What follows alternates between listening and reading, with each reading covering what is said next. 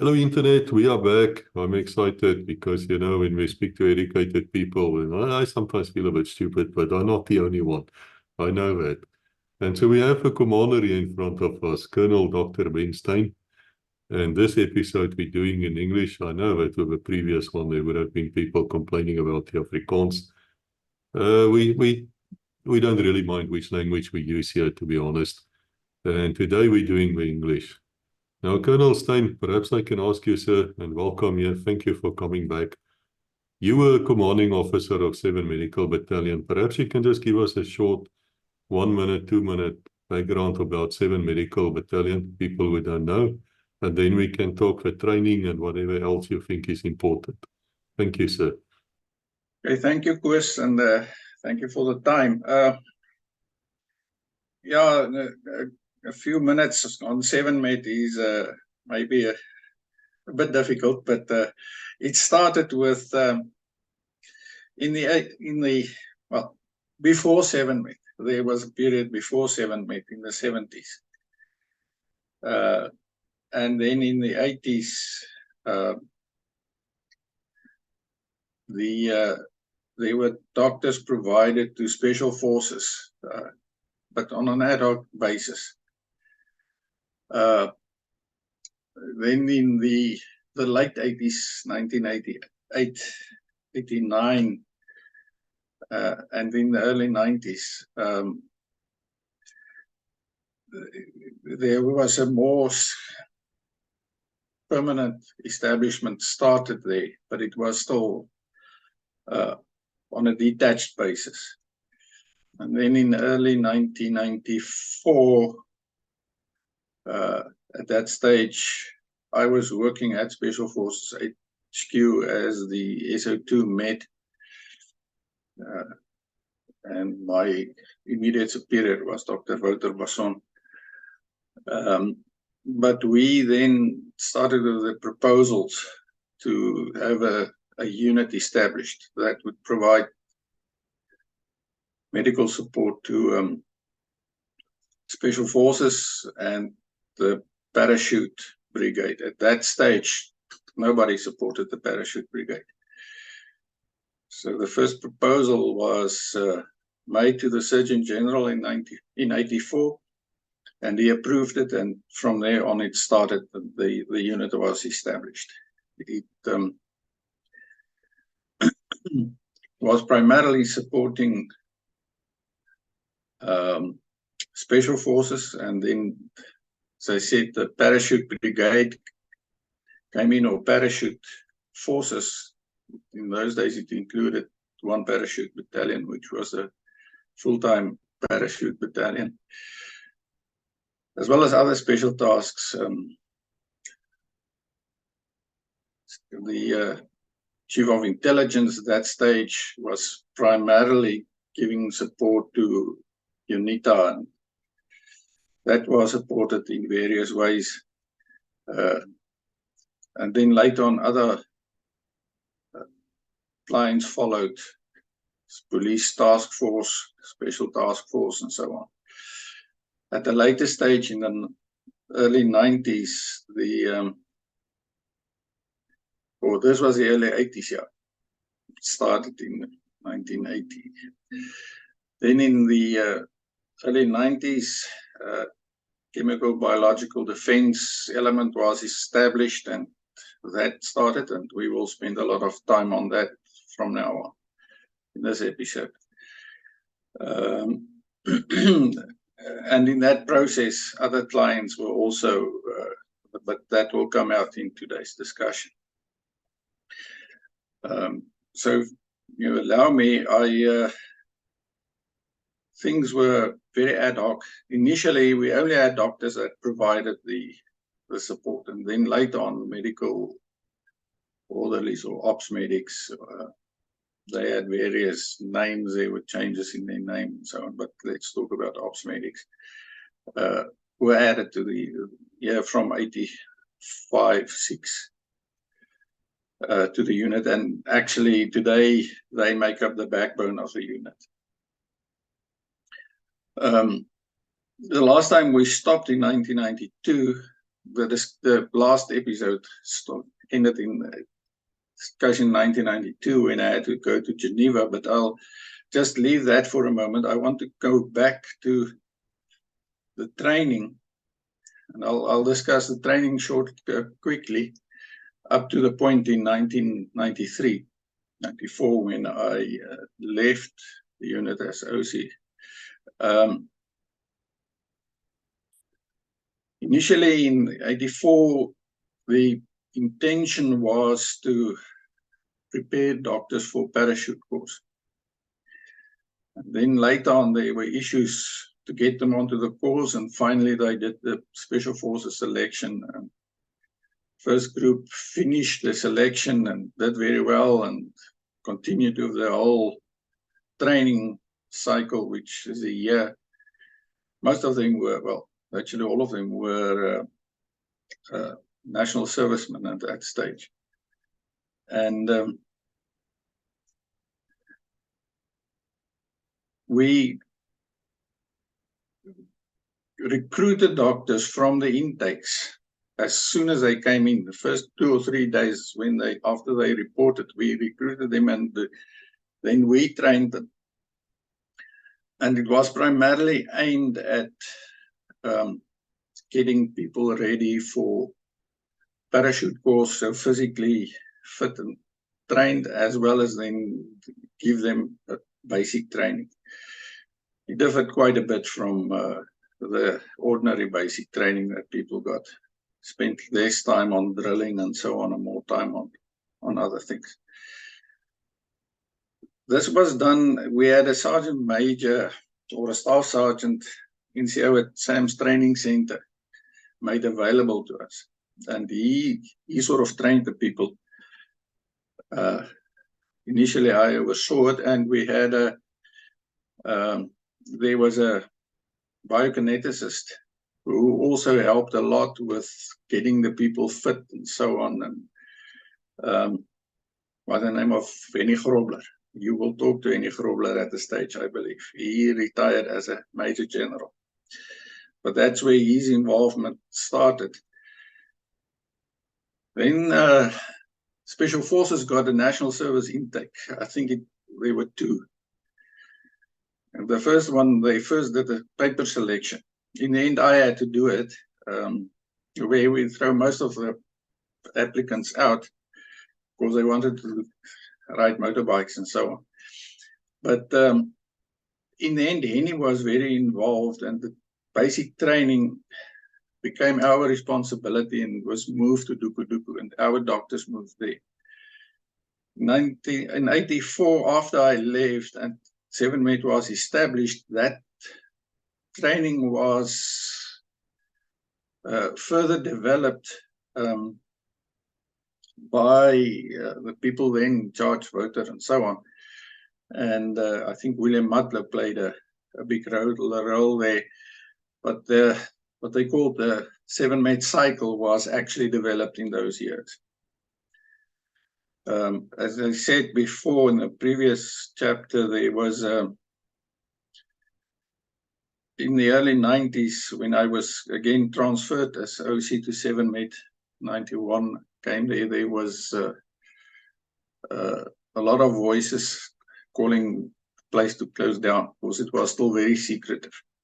And one of the issues was this training cycle that people said, but why does medics have to do it? This question has again been asked. And we always, the OC of 7-Med, and later on, he always reported directly to the Surgeon General. And he also had a problem. He said, we must close this down. And we had a big fight. In the end, we actually invited the 7-Med, the SAM stop structure to a demonstration to show them what the people actually learned. And that helped to change the minds of the people. So that was mainly developed, and to the cycle as it is today, the development mainly happened in the late 80s. There was a little bit more done in the 90s when I was involved there. Then the They also started with their own medical training for the ops medics. And that was actually driven and fairly formalized and put on a strong footing by a guy with the name of Chris Stevens in the early 90s, when I was the OC there. I'm not sure, I know there was at the later stage issues around the training and accreditation of the medics and so on. So I'm not sure what the situation of that is today. And then the final, and I'll talk more about it in detail, is then the chemical biological. The CB wing was, if you allow me, I'll talk about CB. CB Defense Wing was established in 1990 with nothing. I think I mentioned earlier how we started developing the initial doctrine and so on. But that training I will discuss in more detail, because that was over years. It also developed in various ways. So that, in short, is the training up to the 90s. As far as 7-Med is concerned, let me just change this. I'm actually in this chapter going to talk about 4 or 5 main streams that kept me busy for the last few years. And the one is now 7-Med and the management of 7-Med that ran up to early 1994 when I was transferred. And the other things are mainly CB orientated. The research and development, capacity building, the other hand, what came and it ended with the story in 1992 with the development of the diplomatic environment. And I became involved there, as well as the law, the legal environment. But I'll come to that. And so that was the mainstreams. As far as 7-Med is concerned, there's just a few incidents that I want to lift out. Mainly, I won't tie it to times, because I can't remember exactly when things happened. But the one is the sinking of the Oceanos, a ship on the East Coast.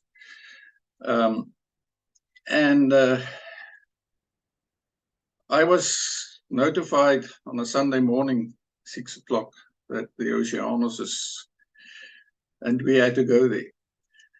And it was a fairly quick reaction, but we didn't have the capacity to handle large numbers of casualties and beds and blankets and so all of that. The depots was opened. We could get all the equipment we needed, and a few sisters and so on, and additional people from military hospital came to help. And I think about 9 o'clock that morning we flew with the C-130 to the scene.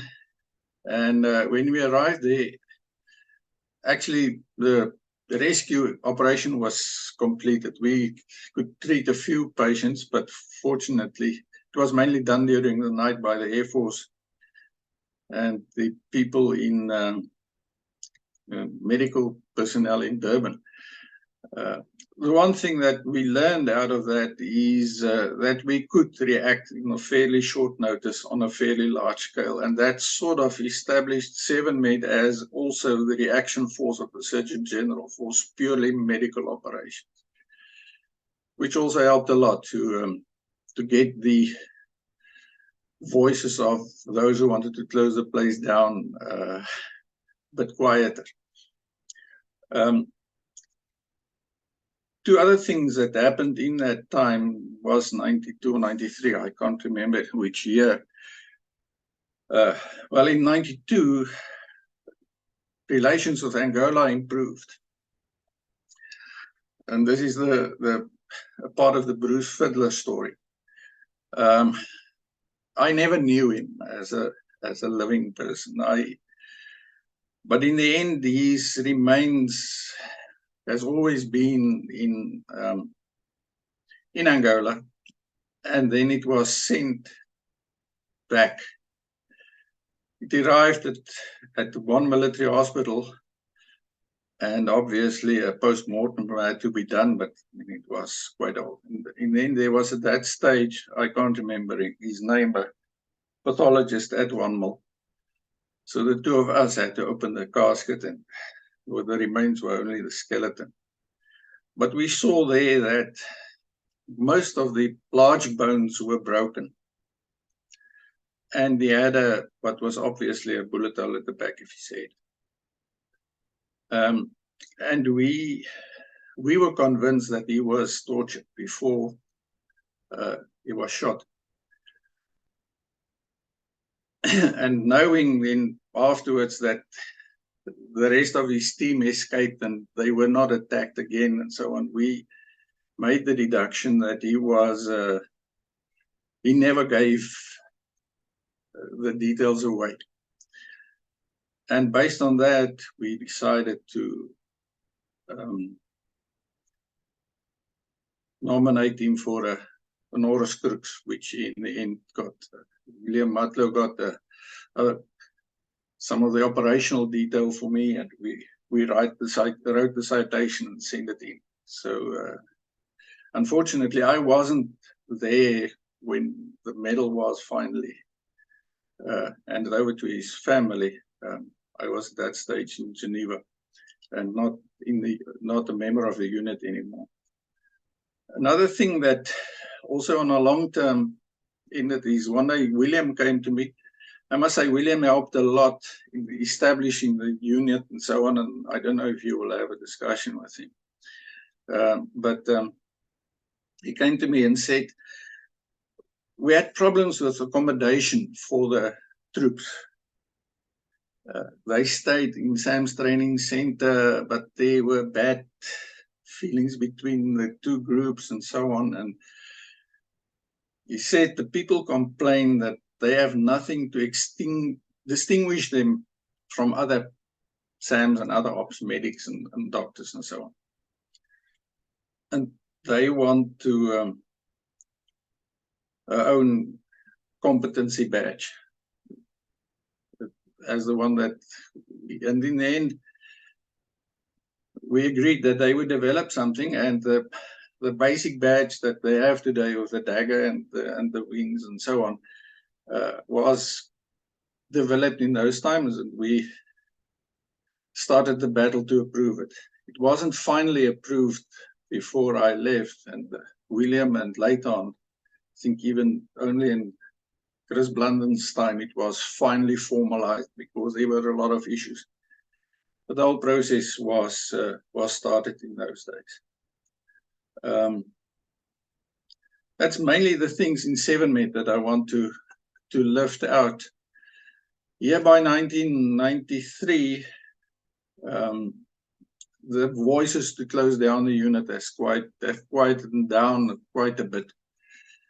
And I think the future of the unit was a bit surer. We spent a lot of time on and effort to get things formalized, get a logistical structure, get things done legally. And one of the issues that also came out of this was that we started receiving audits and so on. In the beginning, it wasn't very good reading logistical wise, but we improved on that. But that also helped to establish the idea that this unit is now becoming more part of the system and not sitting there somewhere in between. The National Service pharmacists mainly ran the medical supply line, and they did very well. But they did lack the background of the bigger system and so on. So we got a pharmacist, a permanent pharmacist on a full-time basis that started working there, Dirk van Rooy. And he ended up, before he retired, as the OC of the CB wing. But that's another story. Yeah, so that's mainly 7-Met and the stories about 7-Met. I will move now, and I'll come back to 1994. I was transferred to the hospital. At that stage, the pressures, and there was just so many things that I was responsible for that I just, some things had to be neglected, and unfortunately it was 7-Met that was the most stable and got neglected. So I asked to be transferred. Moving to the CB, and when I'm going to jump back now again to 1990, when I started working for Voter on CB. I think I've mentioned it before. When I started there, I didn't know anything about this. I had to sit down for a few months and just read about it. But the one thing I became involved in very early is he introduced me to what they call the Defense Research and Development Board. It's a organization within the Department of Defense, and it still exists today, that was responsible for what they call technology development. A number of projects running mainly in the Air Force, the Navy, but less on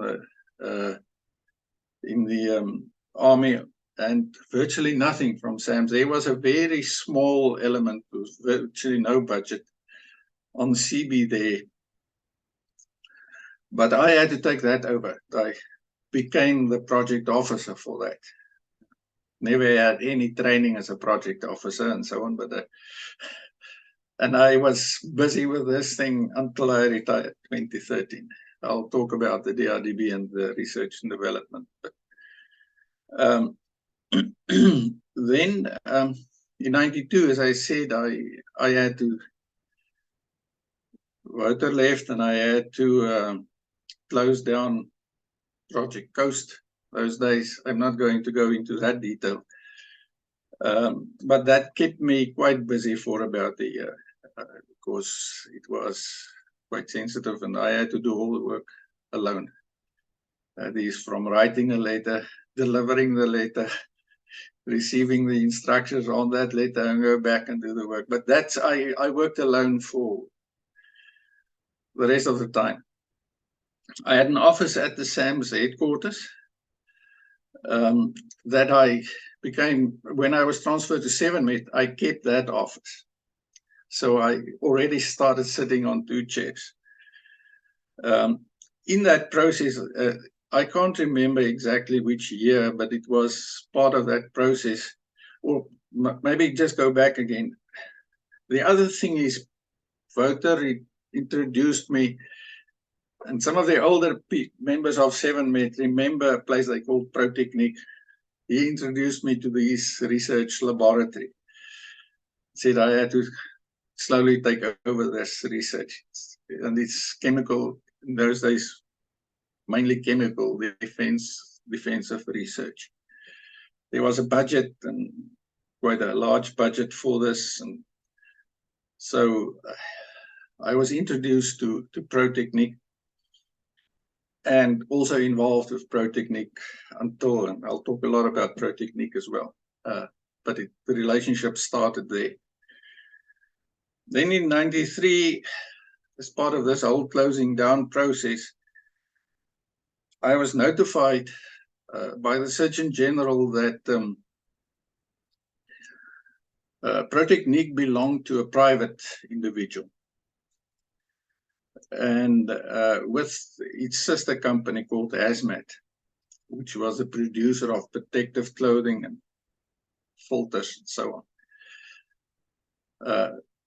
And this person wants to get rid of Protechnic, and he offered them to sell these organizations to Arms Corps. So I became involved in the negotiations for the takeover of these 2 organizations by Arms Corps, and it was done in the end. this budget was then moved from the SAMS, or in the SAMS name, but in a special defense budget, was moved to the DRDB. And all of a sudden, there's a lot of funding, and all the research was then later on managed through the DRDB. I'll come back to the whole research story in the later years. But so Protechniek was moved, and that also, when we get to the 96, 97, or the Truth and Reconciliation Commission, I'll come back. Those were fairly dark days. So the DRDB started and the research and development started. I ran that separate in the headquarters from 7med, so I already had a sort of 2 chairs and had a bit of a difficulty to balance between these. They are not falling between the chairs. But at the same time, the training started developing. It was CB training at 7med. Was mainly at that stage individual protection, basic protection, survival training. And 2 things that the old people also talk about is that they had to play volleyball or soccer with full gear on. And that was done to make people used and understand the difficulties when you in that gear, dressed up in that gear to actually function. Made it fairly difficult. Another place that a lot of the old guys talk about with a little bit of hate is the container. But they moved the old container, ship's container, close it, and there people had to put on their protective gear and go into the container, and then we released CS, tear gas there. It wasn't around shunting people around. It was part of the training process so that people could get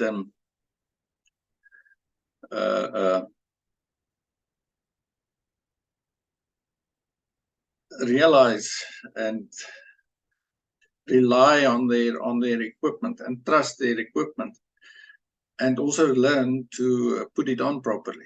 So when a guy gets in there and he starts burning, we knew the equipment was fine. And if he starts burning, he didn't put his mask on properly. So it was quite a training process. But mostly when people went in there, stayed for a period, came out, and nothing happened to them, they knew that the equipment, and they built, there's a lot of trust was built. So the container, I think, is still there today. I think it's still being used. And I believe it's of course, this is a complete different environment. Working in a contaminated environment is difficult. So that happened, and then later on we developed, and the people that played a major role in the development of the training and the training materials and so on, because there was, as I said before, there was nothing. Everything had to be developed from scratch. Was Dirk van Rooy and Rassie Erasmus. Rassie was there for many years. He took over as the commander from Dirk, and but I'll come back to it, because my relationship with 7med after 94 was with the CB wing. I had with the OC and a little bit with William. He wasn't there for long, and then Chris Blunden for many years. And me and Chris had a very good relationship. We knew each other, met each other when he was still national serviceman in the late 80s. And I sort of had free access to the CB wing at 7med. So the relationship with the rest of the unit cooled down a bit. There was a bit of distance, but the CB wing and me had a very close relationship for all the years until my retirement. Right, that brings us back to, I think, to 1992, where we ended the previous session with going to Geneva, because that was the one, or the one leg that kept me fairly busy, and I'm today still a little bit involved. Just one story about that thing is, you remember I told you I was told to, on the Friday afternoon, I must go to a meeting that we may be allowed on the Biological Weapons Convention. Now, this was the first time that South Africa would be allowed to formally attend a disarmament meeting of any nature and participate. And I arrived there. I think I mentioned the guy's name, Johan Rautenbach, the legal guy at the embassy. He arranged this. And we arrived there at the UN building that I came to know very well over the years, but at the Union building, and the meetings start, they have 2 sessions. Morning session from 10 to 1, and then an afternoon session from 3 to 6. And just before I came to the room where the meeting was taking place, and Johan said, yeah, he talked to the chairperson. The chairperson was a guy with the name of Tibor Toth, was the Hungarian ambassador. We had talked about Tibor Toth, featured quite a bit in the future. But Tibor said he just wanted to make sure that the Nigerians won't have a problem when we. So we just have to wait a bit outside. And we waited the whole morning session, sat there outside, nothing happened. People went in, they came out, they went to lunch. And we went to lunch, and after lunch, again, they walked in, ignoring us. Tibor walked around us, he didn't even look at us. And Johan said, no, this is nonsense. Now we're going in. So just before 2, everybody was in the room. They started getting ready with their meeting. We walked in.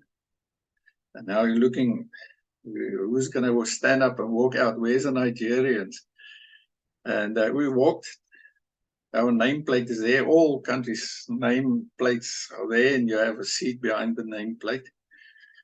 And nobody moved.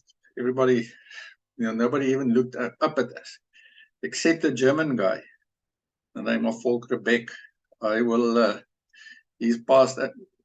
He's also passed away over the years, but we became actually fairly good friends over the years. He was a German military pharmacist, became involved in CB issues, and he was part of these negotiations also for many years as a technical person. He came over and said, welcome, at least we'll get something sensible out of Africa now.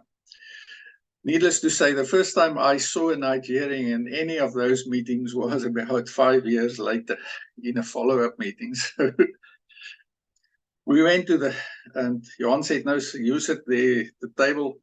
I didn't understand much of this. And he sat at the back. And about after an hour, he said, I'll see you later. I have other things to do. I don't understand anything of what's being said here. And I never saw him again. And there I was sitting all alone. And yeah, that was my introduction into the diplomatic environment. Again, shoved into the deep end, and I just had to swim. No training, nothing. And it's a completely different environment from the military. Yeah, quite interesting. The first, it's a 2-week sessions, and the first week and a half, people talk a lot, and and then they come to report writing, and that's where the real negotiation starts. And in that environment, the BW environment, there's no voting like the UN. All decisions must be taken on a consensus basis. So people had to sit and negotiate, and most of the battles in those days, it's probably still today, is between the non-aligned movement, of which we were not part at that stage, and the Western group of countries. And when they get into this report writing time, those that are not involved in these battles sit outside in the passages and waiting, maybe into the night and so on.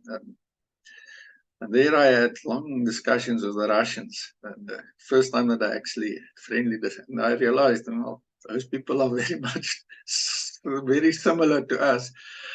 And I made good friends over the year with a number of Russians. But that was my introduction into the world of diplomacy. And as I say, I'm still a little bit involved. I don't go to those meetings anymore. So I'll talk about that quite a bit. I tried also, as the time went on, to involve 7-Med people into that. And they became, the wing became very involved in international issues later on. So that was the end of in 92 and the introduction into this thing. Then in 1993, South Africa signed the Chemical Weapons Convention. They signed it, and in 96 the convention entered into force. And they had to South Africa had to what they call ratify. Parliament had to approve this signing of the thing. That happened, I think, 95, 94, 95, roundabout. Yeah, it was after 94. But at that stage, well, let me just go back. Sorry, after that first meeting, the meeting that I attended in 92 was called VEREX. It was ad hoc group of governmental experts on ways or means to verify the application of the Biological Weapons Convention. So acronym VEREX. Supposed to be a technical meeting, but in that environment, it's all politics. There's a little bit of science added to it and so on. But anyway, when I got back, I realized this is mostly microbiology. And I did microbiology in my third year medical school. So in my report, I proposed to the Surgeon General that a technical advisory group must be established to help us getting the material, because it also covered the medical or the human, veterinary, as well as plant environment. And he agreed. He said, I must organize it. So I went to the Foreign Affairs. At Foreign Affairs, there was also a group, and there was also nothing in terms of disarmament. They said we couldn't participate. This was the first meeting. So there was 2 or 3 diplomats. One guy who we became quite good friends, name of Peter Koos. He's also retired, and we were actually quite involved in the he became involved quite a lot. But with their help and under their auspices, a technical group was established, an advisory committee consisting of real experts. And I talk about the world-renowned experts like Professor Margarita Isaacson and Prof. Bob Swanepoel, she was a world-renowned epidemiologist. He was a world expert. Well, he still is. I think he's still alive, but a world expert on hemorrhagic fevers. Prof. Korenhoff and so on. And they helped, and there was a person, I think most of them have passed away, the people that were involved in those days, but they provided a lot of information that we could utilize. And that was the start of this committee exists still today. It was later moved to the Nonproliferation Council. Surgeon General was a chairperson until 96 when he retired. And then I took over the chairpersonship of that committee, and I'm still chairing that committee. Then in 93, South Africa also signed the Chemical Weapons Convention, and now things had to be put in place to implement this convention and that's the international agreement to control chemical weapons. Before that, there was nothing. Well, there was a protocol in 1920s. And on the same basis, a chemical advisory group, but with the purpose of providing advice on establishing and implementing this thing, was established. Again, the help of Foreign Affairs, the Surgeon General chairing it. And the other thing that was also there was an act at that stage that was just completed. I wasn't involved in the drafting of the act. It was called the Act on the Nonproliferation of Weapons of Mass Destruction. And that provided for a council to be established. That controls and is responsible for the implementation of all these things and our international responsibilities. And there was an advisory group established, or a committee or a working group established to plan the establishment of this thing and the secretariat and so on. And again, we were so few, 2 or 3 people that did all the work everywhere, and I was pulled into that as well. And from there on up to today, I'm still a member of that council. I became involved in the, let's say, the legal part of the control of these things in the country. Protechnique and 7Met became involved later on as things happened. But you can see now there were so many things happening in those days that I just couldn't keep up with all of it, because most of this I did alone. And then I asked to be transferred from 7Met. I believed that I started neglecting my responsibilities there. William Mutler took over, and then after him, Chris Blunder. I was transferred to a post at military hospital, but I actually had an office at the headquarters.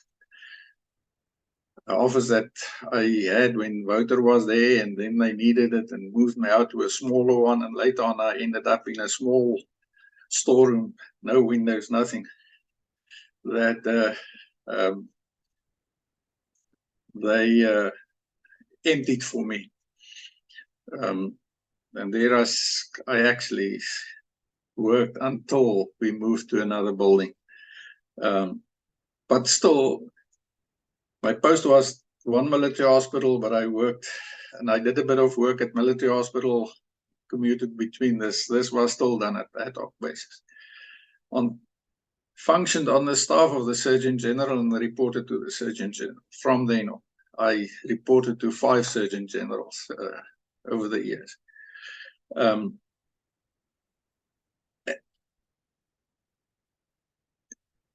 in 94, yeah, as I moved out in this whole process, a number of things happened that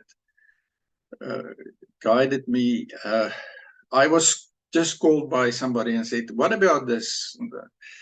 The OC of the depot, medical depot, called me and said, "There's a lot of CB stuff lying around here. What about it? We must do something about it." I said, "Oh, what stuff? I don't know." He said, "Come and have a look." I went. There were thousands of suits, protective suits, gas masks, auto injectors and things. But it was just stored there, lying there. It wasn't on any register. It wasn't part of the system. So we had to get all of this on book, accounted for. We had to check that it is actually still functional. And in that process, somebody said, "But you must, the best way to get all of this done, because now it's into the logistical world that I, again, didn't know much about. So I had to rely a lot on other people. And the guy in the logistical environment said, once said, but you must get this registered as a system. I said, how do I do that? Oh, well, you have to start with policy and register an acquisition program. What's that? And they explained them, well, that's where the acquisition part starts. In that, I went to back and checked, and there was a policy, but it was a top secret document. And the policies are usually should be available. It's not top secret, and it was completely outdated. So I first sat down and rewrote this whole thing into a confidential document, policy-wise. Again, I had to see how other people did it, and policy writing was, again, I had to go through a very steep learning curve on how policy should look like and how it should be done and how other people wanted it. But finally, we got it, and we got it approved. And then the next step that I had to do and was required is to, somebody said, but what about military doctrine? It's an NDF doctrine about CB. There is a document, what they call the Joint Defense Paper, but a handbook on CB. I got hold of that, and it's completely outdated. Some of the stuff there, the naval stuff and so on, was from the Second World War. So we had to redraft that whole thing. But that included or required the other services, the other arms of service, the Army, Navy, and the Air Force had parts to write. They had to provide. So how do you do that? Again, it was me. I had no authority. I couldn't order anybody. So I got the help, and Surgeon General sent me to Joint Operations at that stage. He was a medical brigadier general there, a post there. And he established, again, a working group, got all these services, and we started redrafting that thing. And that took a few years to redraft. In the same time, we managed to get a project running to what they call an acquisition program to get equipment and so on. That was necessary. Again, I all of a sudden became project manager for that. It is about the same people that you have to work, but it's a different language.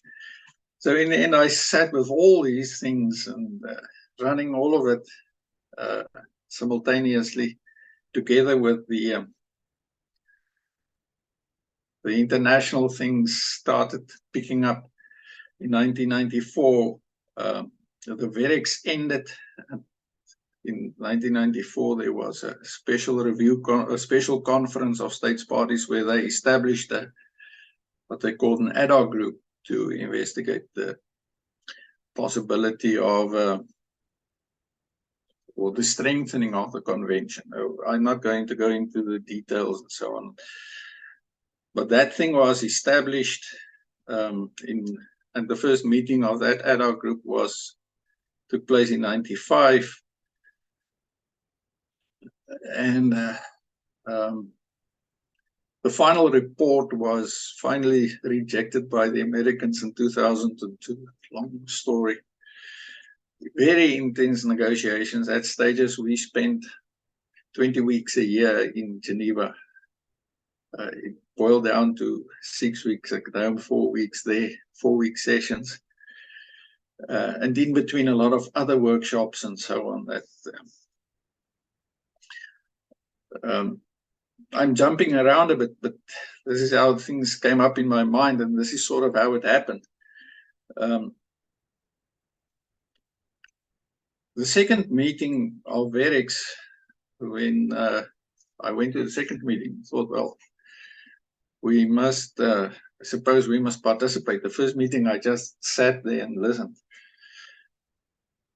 And came back, and this group that was established, they asked me, and I tried to explain what's happening here now and so on. And Prof. Isaacson says, but you must, one thing that must be done there is what they call investigative epidemiology. And she wrote a paper I tried to present there, very scared, so on. I mean, this is now, later on I realized it's not that high level, but anyway, put up my hand and asked for the floor and tried to introduce this paper. And the guy who was chairing what they called was a rapporteur. He was a subgroup, same people, same room, everything, just a different chairperson, Canadian. And I said, I want to talk about investigative epidemiology. He said, no, investigations is not part of the mandate of this committee. You can't talk about it. Oh, sorry. Later on, I realized I could just insist. It was my right to, but you didn't know. I didn't know anything on how that worked. We just learned this as we went along. But so investigation sort of became a pet subject for us of this. In '94, when they established this thing, this ad hoc group, they had to draft a mandate. And again, it took, the last thing that was approved was investigations of alleged use, but not in the sort of the work that what they call the chapeau paragraph before they list for the work that this thing should do. And there it was, I think, one of the few times that we and the Iranians actually fought together for this to get it approved. And it was approved 4 o'clock on the last Saturday morning. The meeting was supposed to end 6 o'clock on the Friday evening. And the Japanese held it up because they didn't understand the English properly. But it was, in the end, it was there. And in all the negotiations that followed after '94, we became the sort of proponents for investigations of alleged use.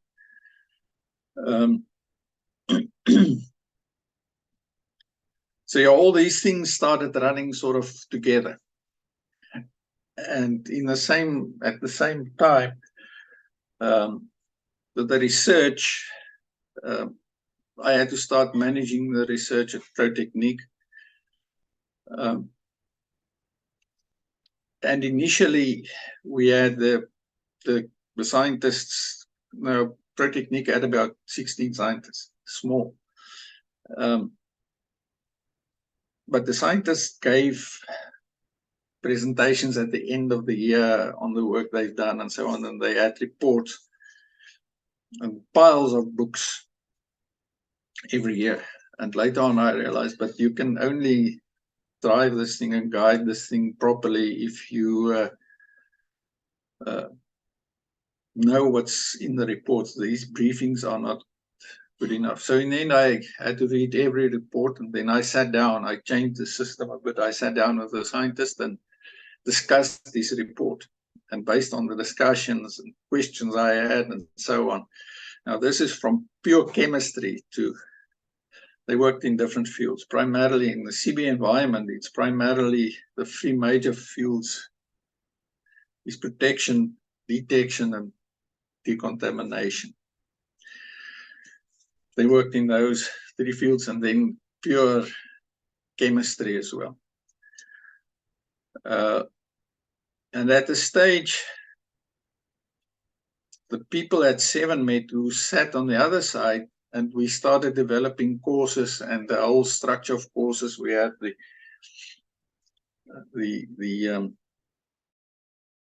basic training course, and then that was a 2-week course. And then later on, we developed what we call a specialist course, which is a level for the 7 med people and so on, be able to function on a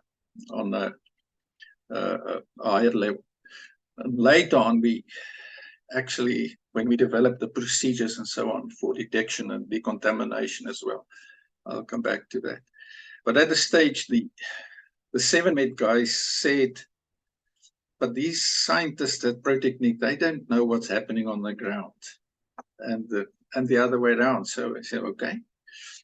Now 7 med must divide. When I talk about 7 med now, this is the CB wing. It's not the rest of the unit. They must also divide into responsibilities. Protection is everybody's responsibility. Training is everybody's responsibility. But detection and decontamination, they must have different teams. And the senior people in those elements must liaise and must work together with the scientists. So they started working together. So the 7 med people sat in all these meetings I had with the scientists. They initially just sat and listened. Later on, they added. They participated, but then there was a much closer relationship between the scientists and the people on the ground, the 7 med guys. They started appreciating the other. Working together, scientists started going to exercises in the field and so on, and starting to understand it. Because we tried to direct, we didn't have much money for research and so on, but we tried to direct the research to be very problem oriented and practical nature.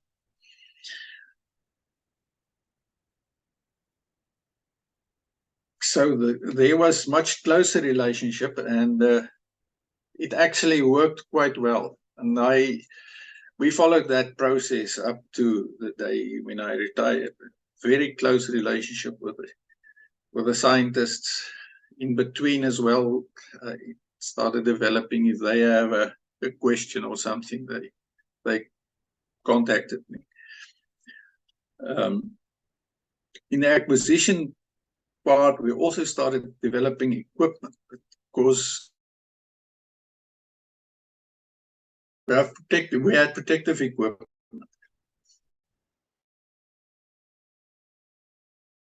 But that's all.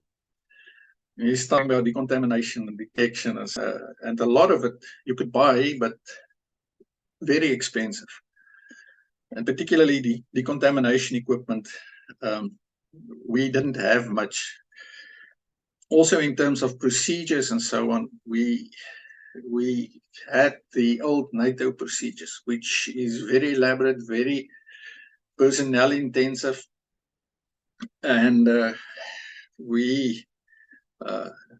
very hard work in hot environment, difficult to do, particularly when you come to casualties and casualty management and so on. So we developed through exercises. It's me and the 7 med developed all these procedures from scratch, and on the other hand, started developing equipment. A lot of it through discussions initially at Protechnic. The Arms Corps project managers and so on were involved, and then an engineering company in Stellenbosch became involved, and they built the equipment. The money was mainly provided from this funds at the DRDB, and it became the DRDB projects to a very large degree. And the rest that money was used for Protechnic. So we started developing mainly decontamination equipment. And it was quite frustrating in the earlier years where we had nothing, and we said, we're going to do this and we're going to do that, but we don't have the equipment now. And the people became very, very frustrated, because, but when are we getting the equipment? When are we getting the equipment? if you don't have money, it just takes much longer to develop things. If you have a lot of money, you can do things quicker, but if you don't have.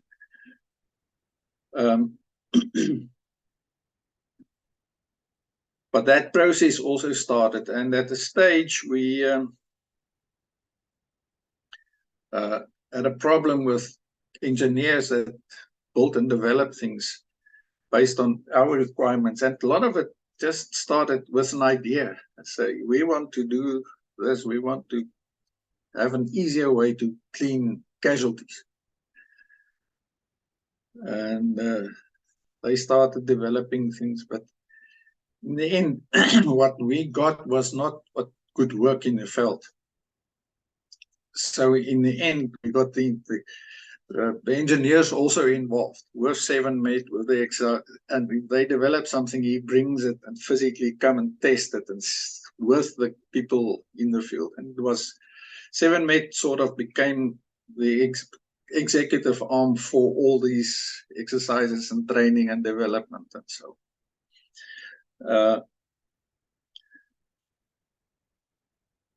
Then came, so all these things ran simultaneously. And then came 96 and the TRC and difficult times. And I think it was all in the newspapers. I'm not going to go through that whole process. I had to sit in at all those hearings on CB because everybody was so concerned about proliferation at that stage that I had to stop and say when things must go into camera. And so I had to listen to all the stories. But in the end, if you go to the TRC report, it said that this whole capability, including 7-mate at that stage, but it was mainly the CB wing, should be closed down. Unfortunately, at that stage, the powers and the political leaders have already realized the value of this, and it wasn't done. And but we had to, between us, me and Protechnic and 7-mate, we had to do a lot of work to convince, first of all, our own people, our own government, and later on internationally, people that we are actually not bad guys, we are good guys, and this is worthwhile having. And I think the thing that changed it was the Anthrax stories, but I'll come to the Anthrax story just now. All this happened in the late 90s. In the meantime, I spent 20 weeks a year in Geneva with writing papers, and our quite interesting just scale of our delegation there was, I was always, for all the years, I was the technical advisor to the delegation, but I sort of ended up as a quasi-diplomat and as a lead, because the delegation leader was always the ambassador in Geneva, but they had never attended these meetings. So in the meetings, I sort of, and initially it was me and Peter Koos, and our delegation was me and Peter Koos, and we were fairly, I think, also quite naive. I learned a lot, and I realized now that I will never be a good diplomat because I'm too open. I can't lie that easily. It's and that environment is another environment. But anyway, the Americans, the Russians, and the Chinese, Brits, those people sat there with delegations of 20 people plus, all kinds of experts, a lot of diplomats and so on. But we became actually, I think, punched much higher than our weight. We became quite big role players in those negotiations specifically. And yeah, in the late 90s, the whole process, I'm not going to explain the process, a very elaborate process of producing a document, but there was a 200-page document in the end. And if I propose something and you don't like it, you put it in, you say, you put brackets around, square brackets around it. And in the end, the negotiations was concentrated on getting rid of the brackets. So getting language that would keep everybody happy. Or not everybody happy, everybody satisfied. Nobody is happy. But to get to the lowest denominator, common denominator. I one day was asked by my one brother-in-law, what do you do there? Say, we play with words. That's what it is. You played with words. And that's what these people do. And I think you're a lawyer. It's all about words. But in the end, the chairperson, who was again Tibor Toth, we got to know him very well. He had to provide in the final stages. This is now 1999 to 2000, yeah, 2001. What they call the chairman's text, the final, a clean text, the final document for a final meeting for approval, and sort of get everybody's approval. So we had informal negotiations. And there had two people that helped him writing this thing.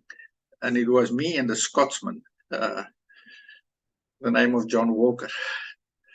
And we spent many hours. And in the end, it was mainly a negotiation between the three of us and the Americans to try to keep them on board. Well, we couldn't.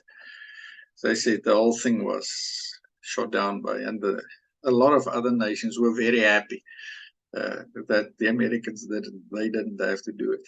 It was mainly us and the Europeans that really wanted this thing. But after that,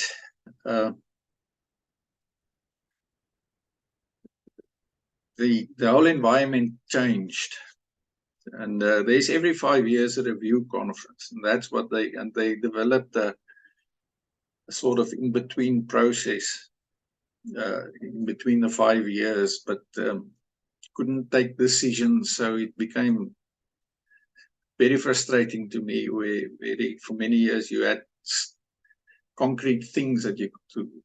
That really became a game of words, and I kept up with it until 2017. After I retired, went to Geneva, but then I stopped. But these committees that I'm talking about, the BW committee, was established by the council, or was taken over by the council at the stage, the Nonproliferation Council that was established. It still exists today, and they still provide technical input for those meetings in Geneva. And I'm still chairing that thing.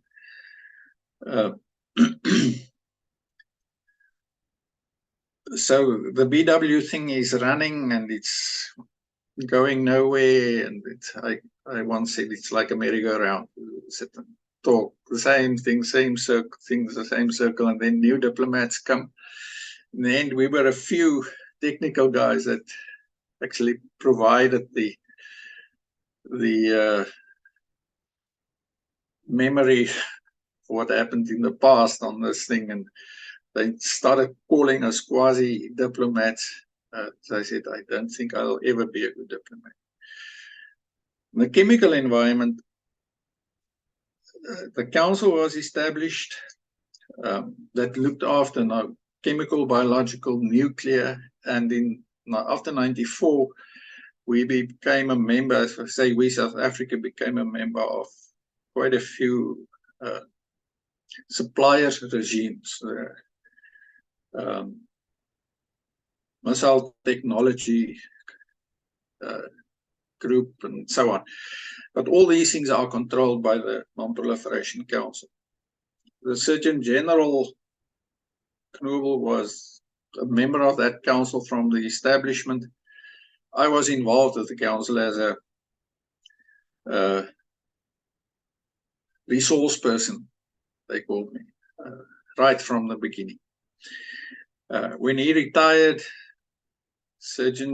after him, two surgeon generals but they never were able to participate. And it was low on the priority list because it mainly concerns with export controls and so on, writing of regulations and these things. And when General Knobel retired, I took over the chairpersonship of the two committees, which was then taken over. So I became involved in well, it was involved later on after 2010, 2011, around about then, I became a member of that council. We produced all the, if I say we, the council produced all the regulations that control all these things in the country these days. So, regulation writing and so on, I didn't physically, there's a secretariat at the Department of Trade and Industry. It's got a different name now, but it's still the same. This council reports to the Minister of Trade and Industry. And when they were established, most of my travels to Geneva as a member of the delegation was paid for by the council until I retired, and then became much more difficult.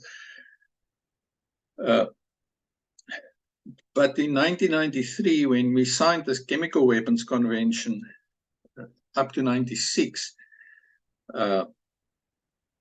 we had to see that we were in a position to make a first declaration. I'll come back to the biological declarations. It's something that I forgot, but make a first declaration. And one of the things that, in terms of chemical weapons that are prohibited by this convention, South Africa signed it and so on, and we never had other weapons, but we had a riot control agent called CR. And this convention determines that it may be used. It's funny, but that's how it's been negotiated. And we were not part of these negotiations.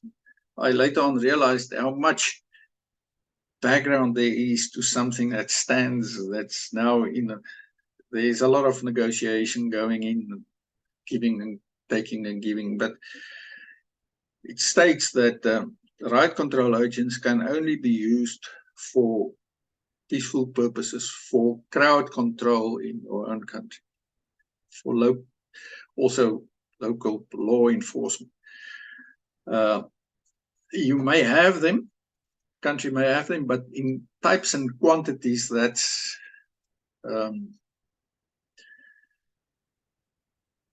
in line with peaceful purposes, not other. And we had quite a lot, I can't remember how many, but 81 millimeter mortars filled with CR. The intention was earlier on to use it for, well, when necessary, but it's not, you can't, it's not in line with peaceful purposes. So those things had to be destroyed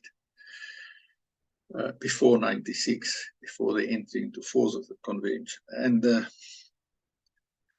again, we had to make plans. We, at an ammunition depot, a whole incinerator was developed and so on, and Protechnique helped with the incinerator, and we had to take the canisters out of the mortars and incinerate it there. Quite a major job, and we had to do it all under the guidance, and the council actually observed this whole thing and controlled this whole thing. So that was quite a difficult and a long process, in which mainly Protechnique was involved. Anyway, it was done and finalized, and we made our first our initial declaration, and every year declarations are being made according to what's required, and it's been done. Coming back to the biological environment, it's one thing that I should have mentioned. In 1993, after that, at the second meeting, people started talking to me and said, but when are you going to submit the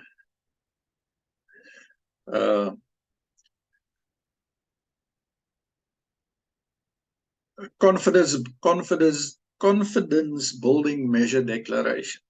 So what's that?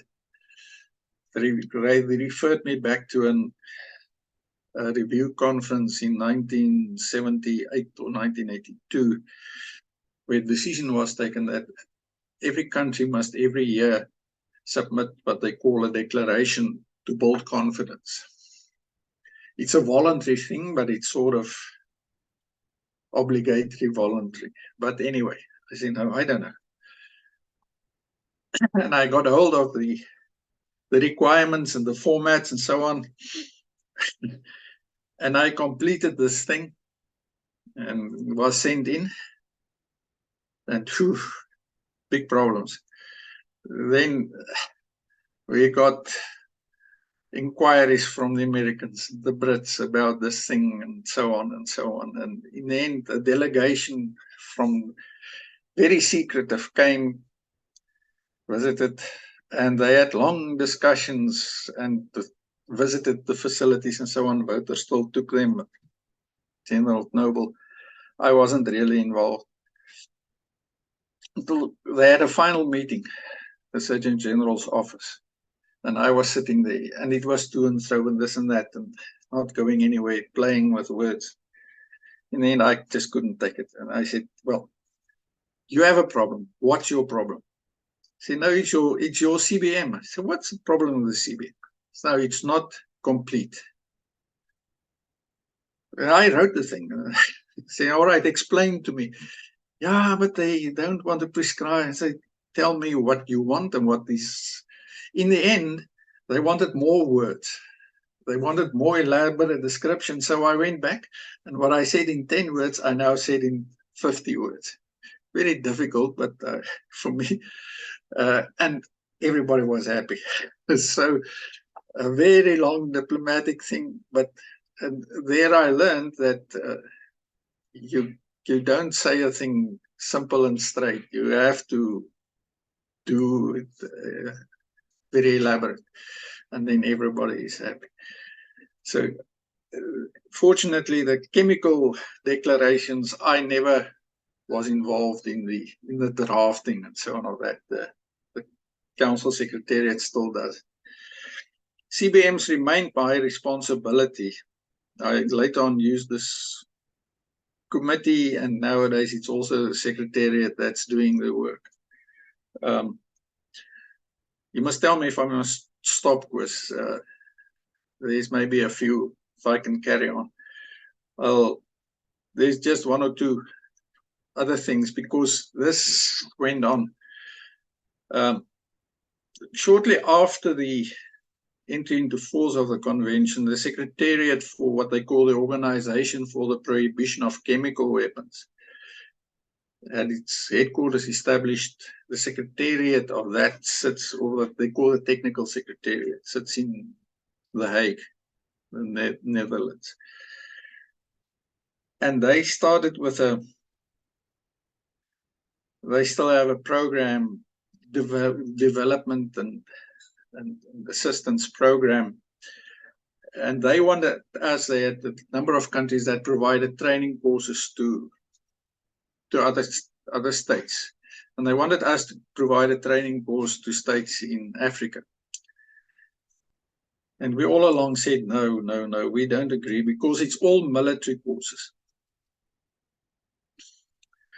Then here in 2003-04, and the reason for it is I call it white powder, the Anthrax incidents. And I'll come back to Anthrax now, because that also played a major role. And it's the two things that I still, Anthrax and Football World Cup.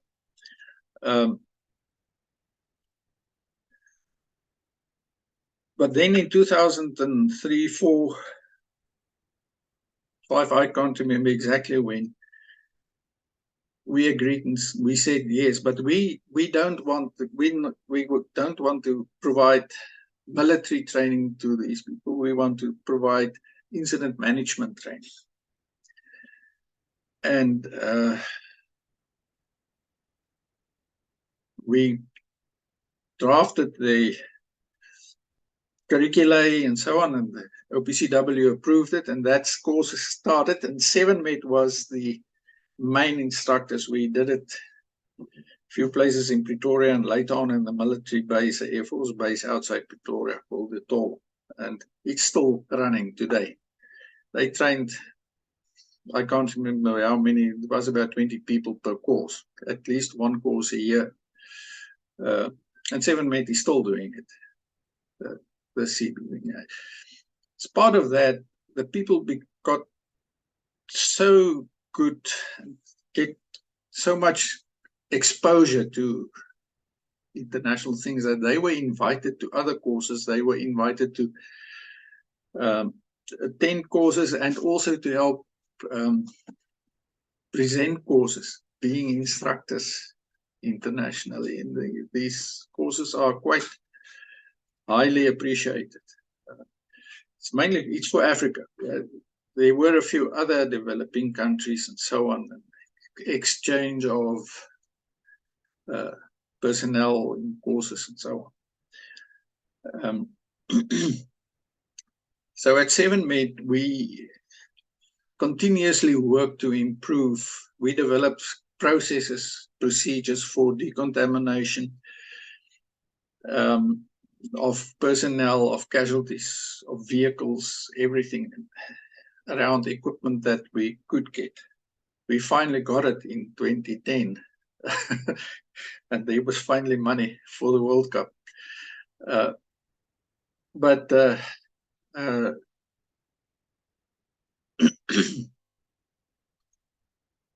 2002, the white powders struck. The Anthrax incident in the US occurred, and about 3 days after that, the first incident occurred in Newlands, in Cape Town. And it was crazy times. It was children that put some powder into a parcel and gave it to a teacher they didn't like and called the police, and these policemen opened it and got some powder on them, food powder, and all of a sudden, no hospital. Now they had to go to a hospital. No hospital in the whole Cape Peninsula wanted to accept them.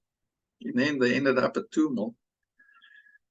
And Engela Riley, who was then the OC, she's now Engela Brink, was also in 7MET. She called me and she said, well, she's got them there in an empty ward. What must she do with them? So I don't know. But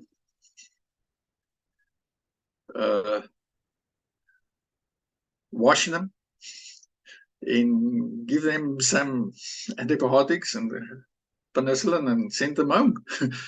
What else should you do? But I mean, a crazy few months started there because there were numbers of incidents. We were not prepared. There was no coordination. There was nothing. There was no planning, no systems, nothing to handle this. Not on the health side, not on the legal side. And for quite some time, few weeks, I was sort of the only link between the medical environment and the legal environment until we worked out procedures and so on. But all the parcels, and there were a few hundred of those incidents that were concerned or were suspicious, were taken to 7MET. 7MET extracted whatever was in there, and in protective clothing, I had to make smaller samples, and all the samples had to go to Onderstepoort. And at that stage, it took a few days because they had to culture the stuff. It was before the time of PCRs and things.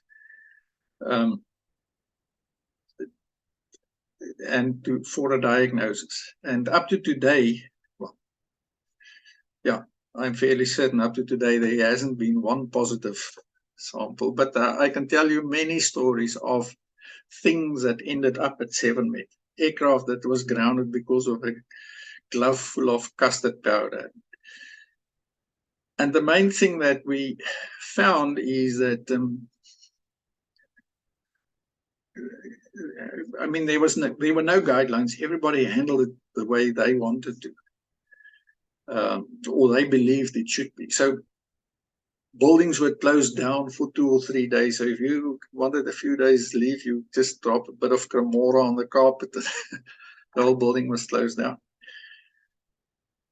So in the end, in the two groupings, decisions were taken and they started talking to each other, but guidelines were developed for medical treatment because one doctor kept people in hospital for 2 weeks in isolation and so on. And the funny thing is, the veterinarian said, but what's all this fuss about? We work with this thing every day with anthrax. It's not a major issue. But anyway, a long story. The guidelines were developed on the medical side and also guidelines in the legal side and the law enforcement. And it was decided that we must get this out of the press. So they started, and they wanted to prosecute people that for false alarms and so on. But it was very difficult on the what act. In the end, they decided to do it civilian, actually to get the cost of money back. But just a few cases, and try to keep it quiet and out of press, and then the numbers started going down. Also, decisions was taken how to clean the places that were sort of contaminated, how to handle the people and so on. And, long procedures, but the procedures were written down. And then when we had structures, we could close this down and manage it and so on. But still, all the samples went to 7-Met. They had to pack and unpack the whole thing and make smaller samples for the laboratory.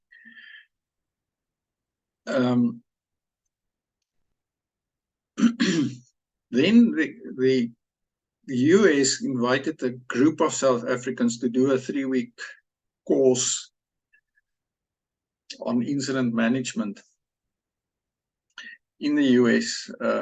Was mainly police. It was done through the police, mainly policemen. There were 2 military people, me and a guy from 7-Met, Danny Delport, and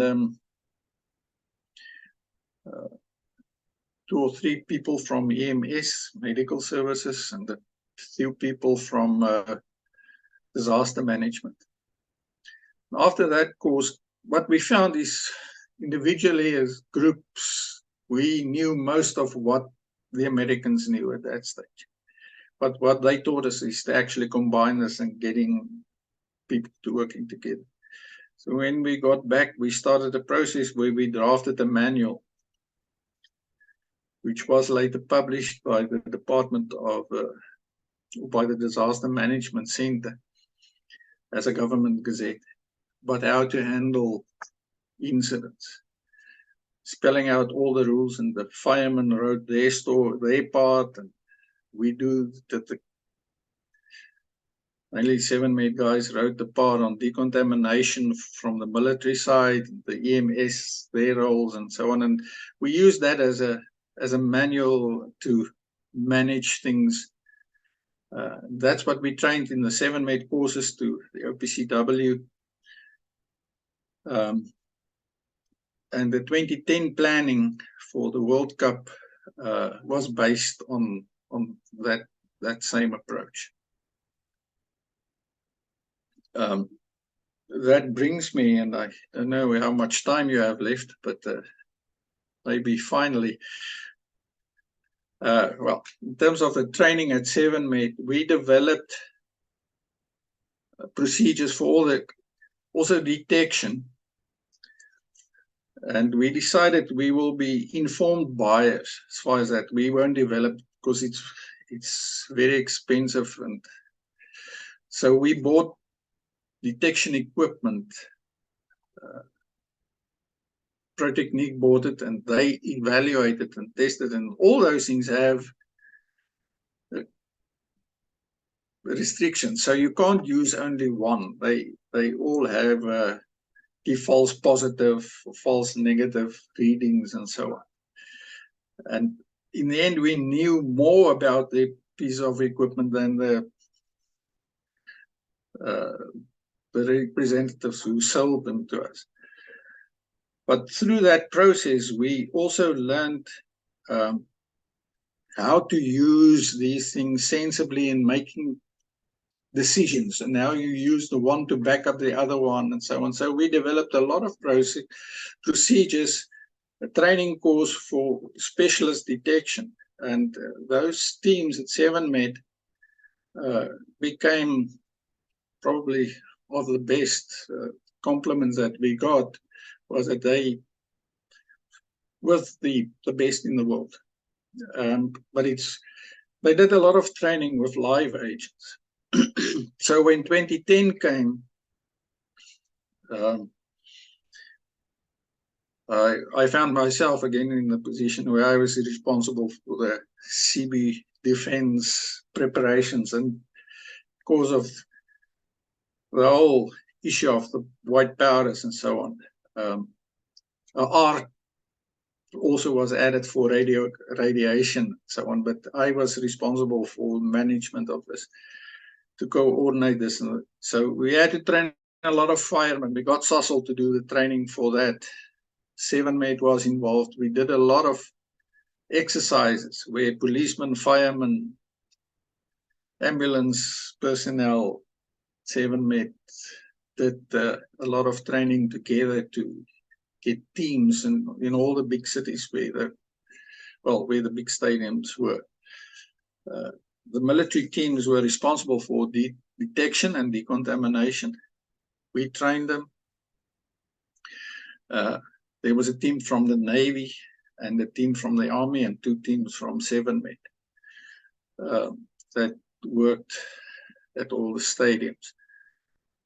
We also trained, that started with the white powders, the bomb squad, and there was a very close relationship with the explosives unit of the police, the bomb squad, developed over the years. We trained all their personnel also in detection and cleaning, and in the end, when there was an incident, they went in, they cleaned it up, a room was closed, so on. And so I believe there's still quite a good relationship at the moment between 7MED and the bomb squad. And then finally, the last thing, talked a lot about this per stage. Thought, oh, we do all of this, but what about medical treatment of this lot?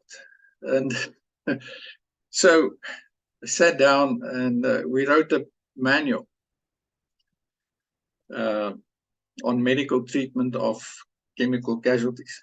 Got a lot of material, and people helped me. There was a lady doctor who asked 7MED at the CB wing at that stage. She wrote a chapter or 2 for me.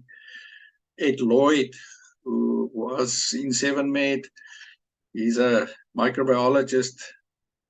He's retired, but I think he still works. He wrote the chapter on biological agents. And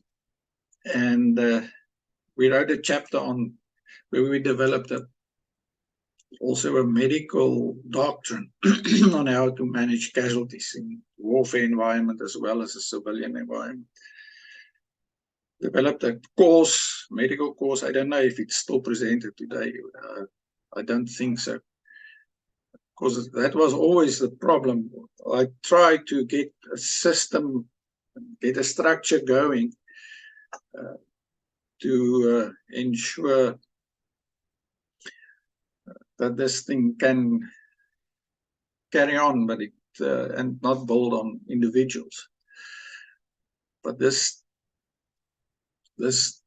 type of subject is of such a nature that when you're small, as small as we are, you can't really get away from thing being built and depending on individuals. But I think that's the main story. I think I've told you most of the stuff.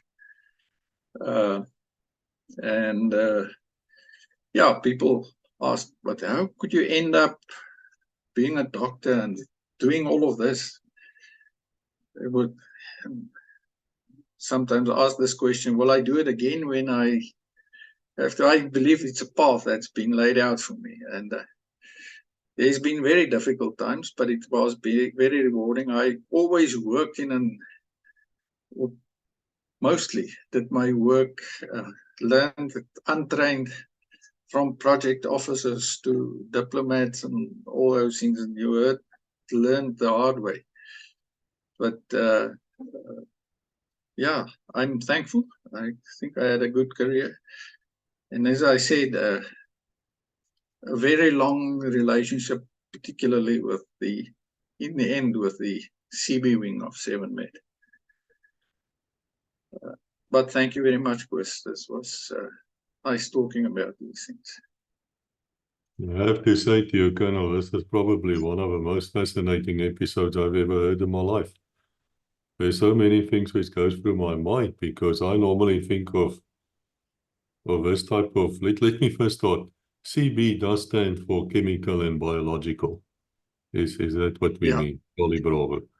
Yeah. Now, we know that in history, in terrorism anyway, we've seen that people were using, I think of a sarin gas attack in Japan in the 90s. And then later there were a whole bunch of stories what happened in Syria, which I'm not sure if it can be proven. But these things are very real. And then, of course, the Anthrax came after, the invasion of Iraq, and somebody started sending Anthrax to senators and I don't know who else. And they even arrested a doctor from the military of the US. This guy, they always say, is innocent, but then he committed suicide. Or it is just a fascinating story. I never knew that South Africa had these capabilities to defend against this type of thing. Yeah, it's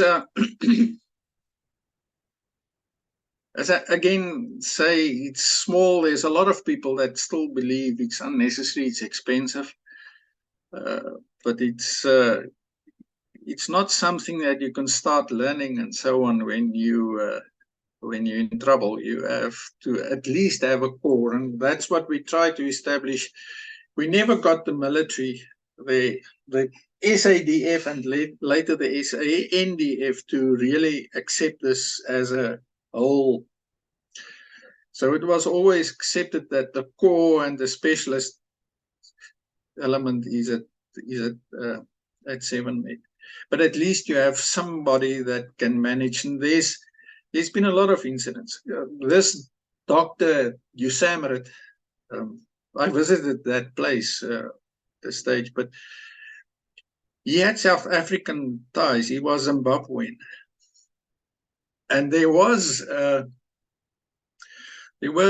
inquiries by the FBI to our police, and the stories that he had ties with the SADF, the military. And I had to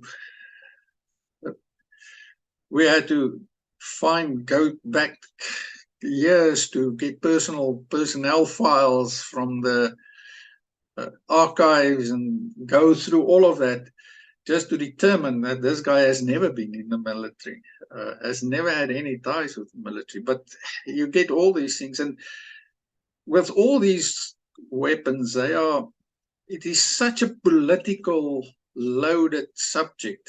And I saw in Israel when I was there, where just the threats of using chemicals, where Saddam Hussein got that whole country to a standstill for 6 weeks. Nothing happened in that country. And there's stories, I won't tell you all those stories, that's probably another hour. But of people, and the Israelis were probably the best prepared in terms of their population. But a big part of managing a situation of this is managing the hysterics and the psychological effects of these things. That's what we saw with the white powders here. So it's a fascinating environment, but a lot of people try to steer away from it. Kept me busy for 20 years plus. And I have to say to you, so you will have to come back to explain a little bit more in a future episode, because this to me is fascinating. I can think of a few teachers I would have loved to send a bit of food powder to them, but I would have laced it with arsenic or something. I'm just joking. But you know, as far as I know, sir, and I might be wrong, and if so, please correct me, but I think there's a difference of view between the superpowers on chemical weapons.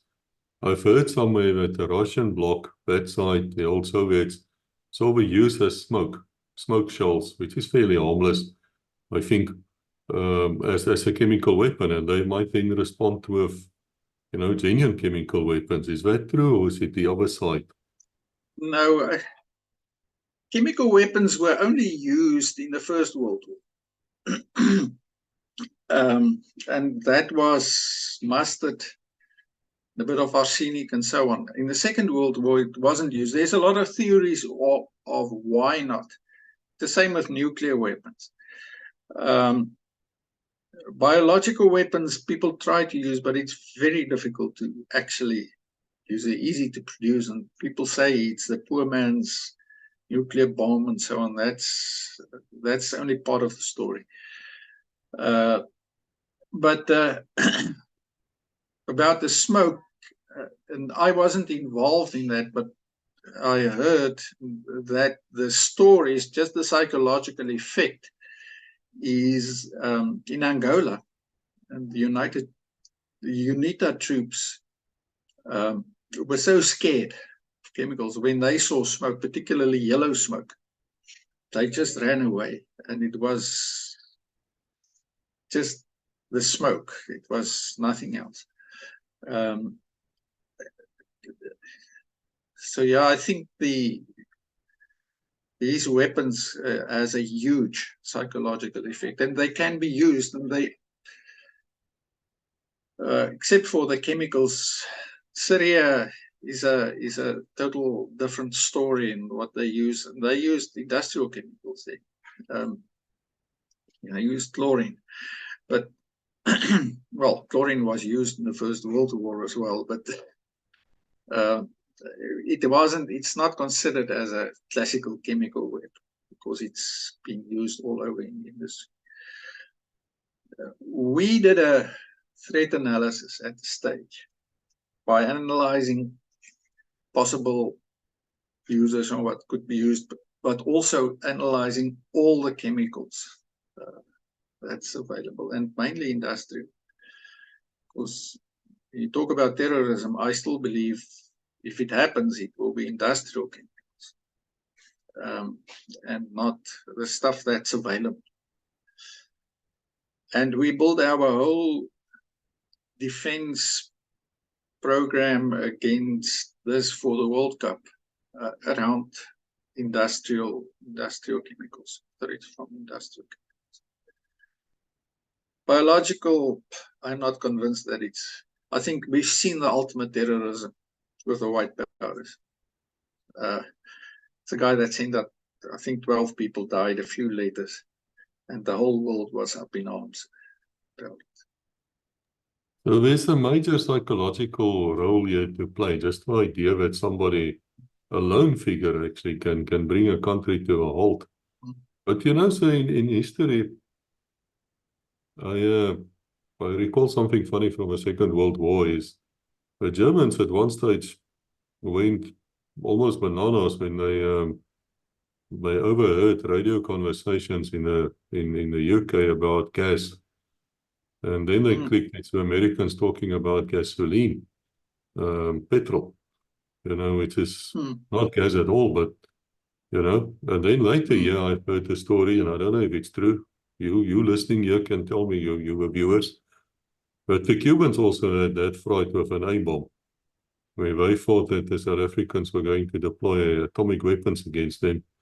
And they were actually talking about a different weapon system where this thing explodes in the air, and then you have all the coming down there. So you have to be very careful with your words, even you joke about being a lawyer, but I tell you, so you can lose a case on just one damn word, which is it's full of nonsense. I mean, it's not a good science. Yeah, I've learned a lot about using the right words. I mean, previously we talked about chemical biological warfare, and then immediately people say, but you use that implies offensive use of the weapons as well, whereas we always only talked about the defense. So we changed it, and I'm now very careful on, we talk about chemical, biological, radiological, like came on, defense, not the official use. But to be able to defend yourself, you must know how these things can be used against you, to be able to make your plans. So yeah, it is quite fascinating.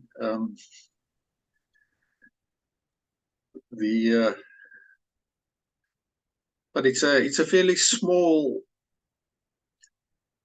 community internationally that actually is really involved with this.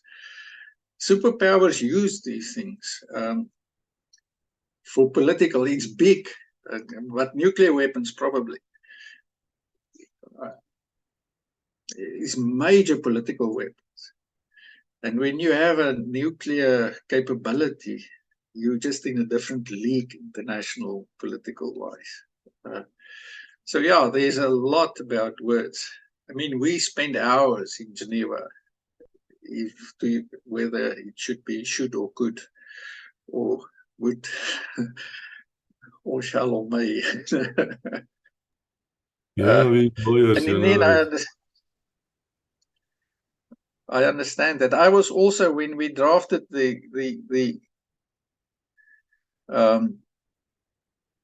regulations here, I was maybe fortunate, but it's sometimes also a bit difficult, because I got insight on the level where people negotiated this, and then the level where you actually had to apply it. You had to draft the legislation. I was involved in that. And in the end, the people receiving this that have to actually implement it and have to adhere to it.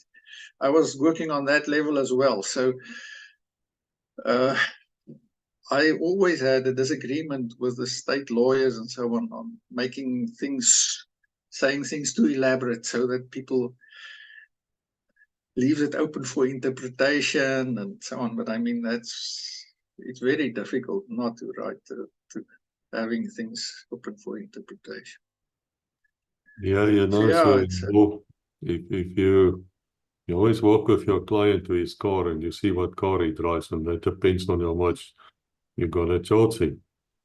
And you also get paid really by word. So some people will write, I've seen it, contracts of 300-400 pages, which you could have done in 25 pages at the most.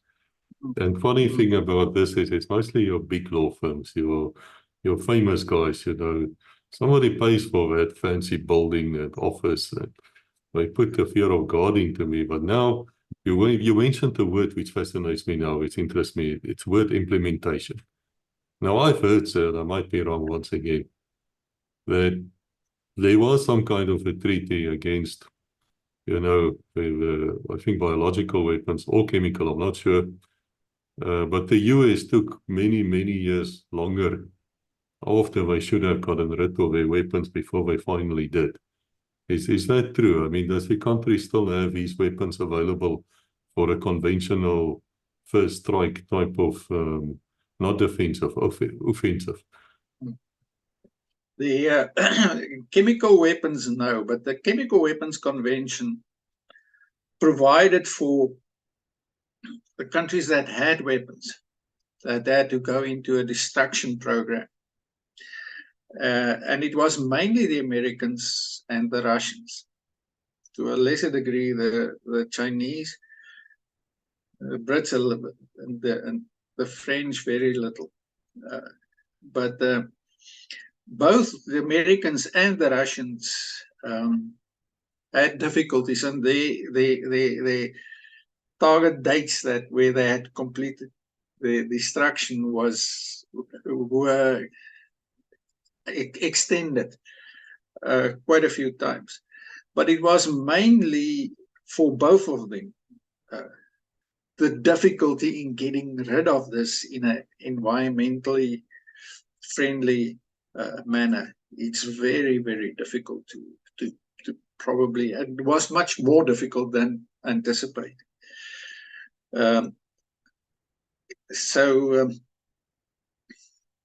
I believe there's no country at this stage that have large scale of the classical, the nerve agents, mustard and those things available for that have, and every country is allowed what they call a single small scale facility, a facility that can have these things, small quantities, under strict control. They inspect it annually for research purposes.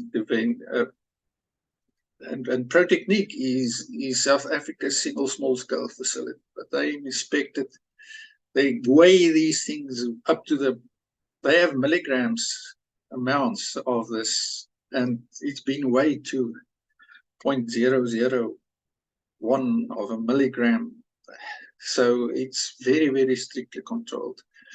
But it still exists in very small quantities in most chemical defense laboratories in the world, and there's not many.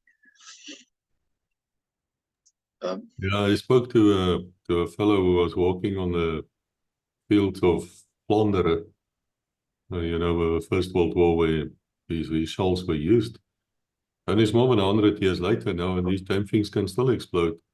So they had like a briefing. Yeah. Now, I don't know, I wasn't there, but he said that they told him that if this shell sloshes around inside, if you can shake it. Now, I don't know why you will shake a shell that old, but I say when it's a chemical compound thing is still inside, and if that thing gets out in the air, it might still make, a cloud of whatever comes out of it.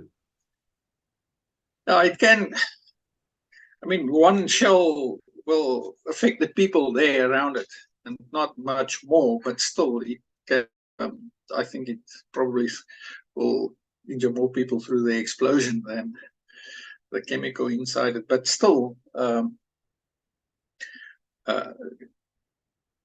there were not many shells used, filled with chemicals used in the First World War. It was mainly canisters and so on that they used to release the stuff and let it drift downwind. But there's a lot of factors that influence the use of chemical weapons, and I'm not even talking about biologicals. But there's been incidents with biological agents as well over the years. Yeah, that's the first thing you learn in the police in my days. Read the wind before you release tear gas, because it can come back at you, and then you put your mask on. But so that mask was working so well, as long as you had a new filter, of course. But I got caught out of a damn thing one day. I was like, okay, there's no more tear gas here. I mean, okay, so I take it off. Oh my word, big mistake. The first breath I took, I realized I'm still standing in the cloud. Now, okay, I got mocked, after a few years you do that, but I can imagine it should be extremely hard. I mean, we had another doctor from 7 Met here on about a week ago, And I don't know if he will be out before or after your episode, Dr. Johan Fritz. And he's a orthopedic surgeon or something now, but he started as a special ops medic, and then he took him a long way to get to a medical doctor. And I believe it's him, if I'm not mistaken, because there's so many. He said he got called up for a camp to some kind of a place, and they put a temperature meter up him in the rectum side, let me put it there as nice medically speaking as I could, and they made him walk up and down things to test these suits you're talking about, sir. And I thought to myself, man, that's a brave guy. He should have a medal, or at least a thank you. But you know, some people would say that's a human experiment, which of course it wasn't. I mean, it's not at all. But these things are necessary, Yeah. and that's my question to you. So you have to test these things and see if you can operate in them.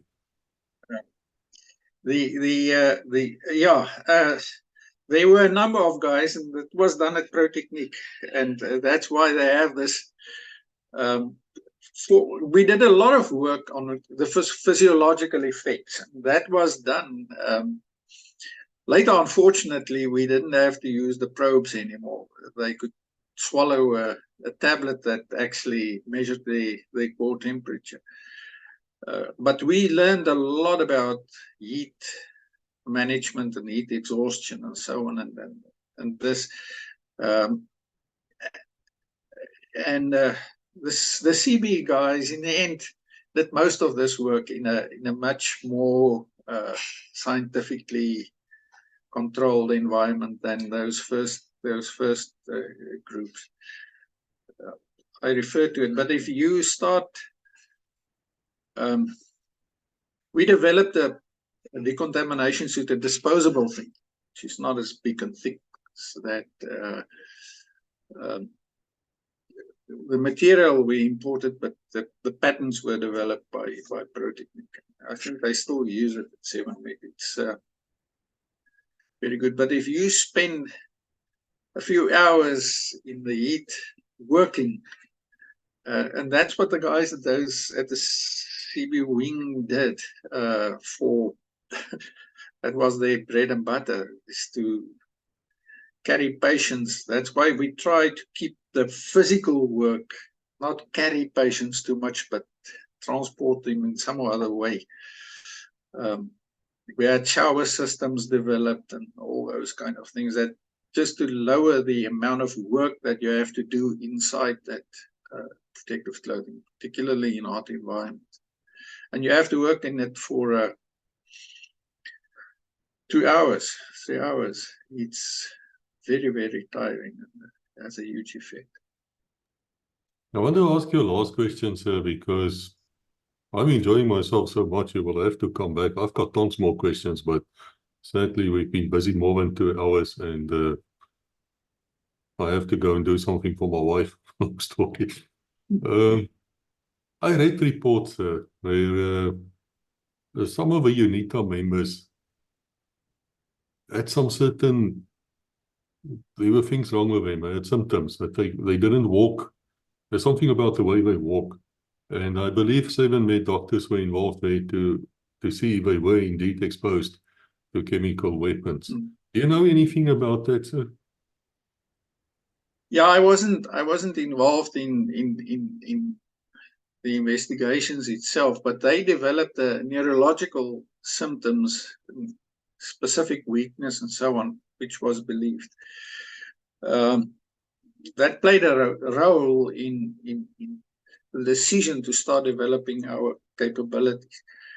But it was in the end, after quite a number of experts going there and analysis and so on, it was found that the symptoms were caused by cassava plants that were not good condition, that they actually ate and caused this neurological.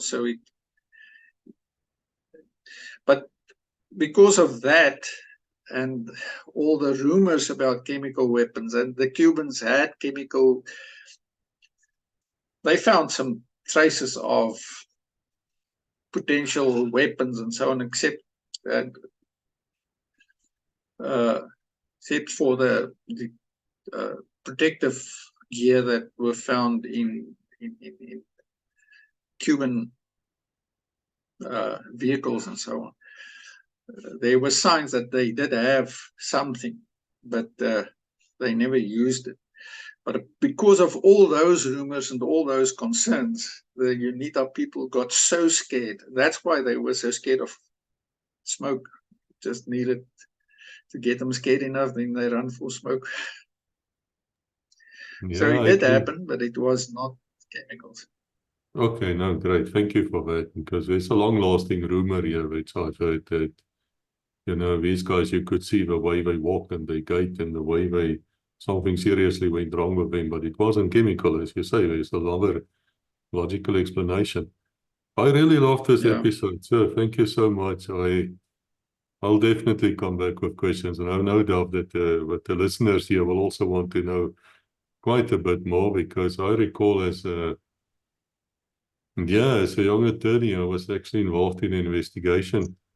We were doing forensic work, which is different. It's not what people think it is. It's a different type of legal work. And there was one guy who actually committed suicide, but his mom said he didn't commit suicide, and he was working at one of these labs, very secretive labs in Pretoria East, out there that way. And she always maintained that this guy, ex-policeman, was, you know, exposed to things, and then, but we couldn't find any traces. But I can tell you, I had quite a few concerned calls from people after I started making a few inquiries. A few senior officers came and had a cup of tea with me, you know. So we spoke about them, but yeah, there's a lot of things I still need to know. So thank you, sir, and to all of you people listening here. Man, we learned a lot today. I love this episode. So until we meet again, God bless, and let's hope these weapons are never used in real life ever again at a large scale. Well, thank you, and all the best with your project. And if you want to have a question and answer session in the future, that's probably easier. There's a lot of things more that one can talk about these. Yeah, that's exactly. Thank you very much. So you people have heard this now. So you will write to me. So we have questions for the Colonel, and then we'll bring him back, and we can answer as far as we can answer you. Let me just tell you people also, you can't have secrets, and don't ask me whether this COVID-19 was a biological weapon. I'm not going to go there. I don't want to go there. Let's not get conspiratorial. Conspiratorial, is that the word, sir? We don't want to do that, guys. Don't come with crap to me, really. Anyway, we'll meet again. I've got that question a number of times. I have an answer for it, but it's maybe not now.